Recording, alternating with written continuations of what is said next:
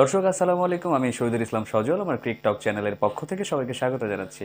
যে যেখান থেকেই আমার এই ভিডিওটা দেখতেছেন সবাইকে আন্তরিক শুভেচ্ছা। দর্শক, এত শত শত লিগ শুরু হয়ে গেছে ওয়ার্ল্ড ওয়াইড যে আসলে খেলার পরে খেলা, খেলার পরে খেলা চলতেই আছে। আপনি কোনটা ছাড়বেন, কোনটা দেখবেন আর কোনটা দেখবেন না। তো কথা বলতে চাচ্ছিলাম দর্শক লিজেন্ড লিগ নিয়ে। লিজেন্ড লিগ বলতে একটা লিগ আছে যেটার আসলে বর্তমানে লিজেন্ড চ্যাম্পিয়নশিপ আর কি, ওয়ার্ল্ড কাপের মতোই লিজেন্ডদের যারা আগে সাবেক ক্রিকেট খেলে গেছেন তারা, সেই লিগটা গতকালকেই শুরু হয়েছে। গতকালকে দুইটা ম্যাচ অনুষ্ঠিত হয়েছে। একটা ম্যাচ ছিল দর্শক ইন্ডিয়া চ্যাম্পস বনাম আপনার ইংল্যান্ড চ্যাম্পসের মধ্যে, আর আরেকটা ম্যাচ ছিল হচ্ছে অস্ট্রেলিয়া চ্যাম্পস বনাম পাকিস্তান চ্যাম্পসের মধ্যে। তো দর্শক, প্রথম যে ম্যাচটা অনুষ্ঠিত হয়েছিল সেই ম্যাচটাতে আপনার ইংল্যান্ড চ্যাম্পকে হারিয়ে দিয়েছে ইন্ডিয়া চ্যাম্প। ইংল্যান্ড চ্যাম্পকে হারিয়ে দিয়েছে ইন্ডিয়া চ্যাম্প।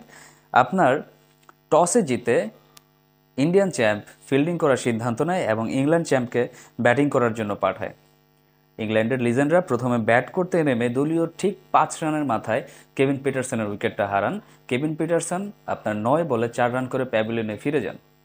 তো আসলে কেভিন পিটারসন এমন একজন ব্যাটসম্যান, তিনি যদি প্রথম দিক থেকে অ্যাগ্রেসিভ মাত্রায় খেলতে পারতেন তাহলে হয়তো বা ইংল্যান্ড চ্যাম্পের যে স্কোরটা সেটা আসলে অনেক বেশি দূর গড়াতে পারতো, বাট আসলে সেই স্কোরটা যায় নাই, কারণ পিটারসনের এমন একটা ব্যাটসম্যান, তার গতিটা যদি থেমে যায় ইংল্যান্ড টিমের গতিটাও থেমে যাবে, অস্বাভাবিক কিছু না। আপনার কুলকার্নি একটা স্লোয়ার বল করে, স্লোয়ার বলেই আসলে Pietersen catch and ball out হয়ে ফিরে যান। তারপরে তাদের দলের পক্ষে সর্বোচ্চ রান করেন হচ্ছে ইয়ান বেল 44 বলে 59, এবং শেষের দিকে সামিট প্যাটেল এসে 25 বলে 51 রানের একটা ইনিংস খেলে, যেই ইনিংসের উপরে ভর করে 165 রান করতে সক্ষম হয় ইংল্যান্ড লিজেন্ড টিম।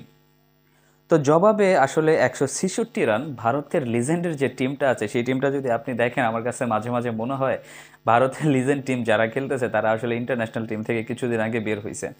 এদেরকে হারানো আসলে কোয়াইট ইম্পসিবল। তো ব্যাটিংয়ে নেমে উড়ন্ত সূচনা পায় ইন্ডিয়া চ্যাম্প, মানে ইন্ডিয়ার লিজেন্ড যারা আছেন তারা পাওয়ার প্লেতে পাওয়ার হিটিং করে 6 ওভারে নেন 60 রান। দলের পক্ষে সর্বোচ্চ রান করেন হচ্ছে রবিন উথাপা 32 বলে 50 রান।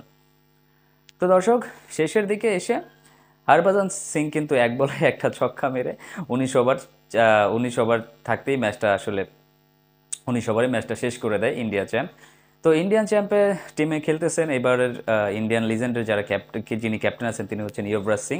আমরা সবাই চিনি, আমরা জানি যুবরাজ সিং তার দিনে কি কি করতে পারেন।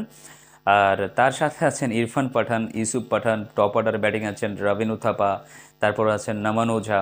বোলিং লাইন আপটা যদি দেখেন সেটা আরও বেশি ভালো।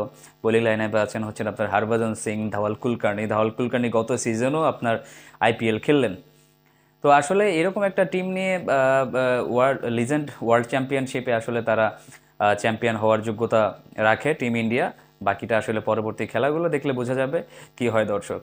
তো দর্শক, অবশ্যই আমাকে কমেন্টস করে জানান লিজেন্ড চ্যাম্পিয়নশিপ যে ট্রফিটা হচ্ছে সেই ট্রফিটাতে আসলে ভারতের লিজেন্ডরা কোন পর্যন্ত যেতে পারবে, সেটা কমেন্টস করে জানান।